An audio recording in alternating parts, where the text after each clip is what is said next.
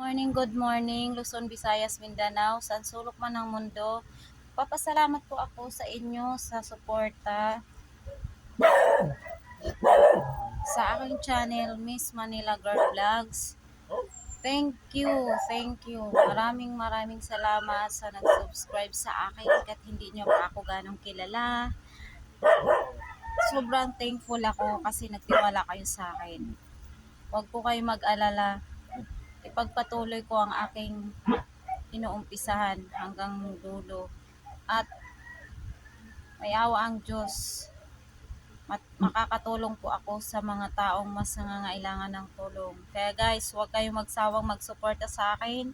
Mag-subscribe, like, and share. More blessing. Marami po akong maraming matutulungan. Kaya salamat sa mga nag-subscribe sa akin sa loob ng 3 buwan. Naka 10K views na po ako. Thank you very much sa mga nagtitiwala sa akin.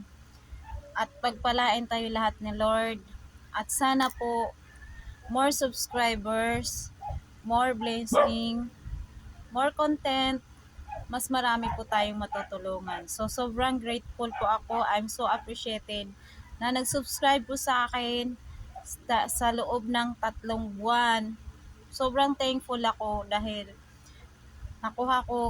sobrang saya ko na po na nakuha ko yung 700 plus within 4 days views. And then, sa loob ng 3 buwan, naka 10K views po ako.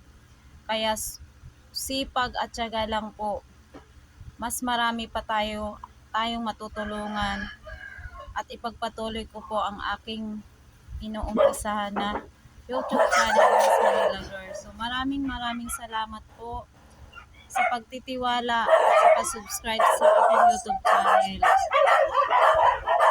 Wala ako kung wala din po kayo. So, maraming salamat. God bless you. Have a nice day po. Pasensya na maingay yung aso ko. Mahilig kasi ako sa aso. May pet ako na aso. Apat din na pusa. Kaya nag-iingay po sila. So, bye guys.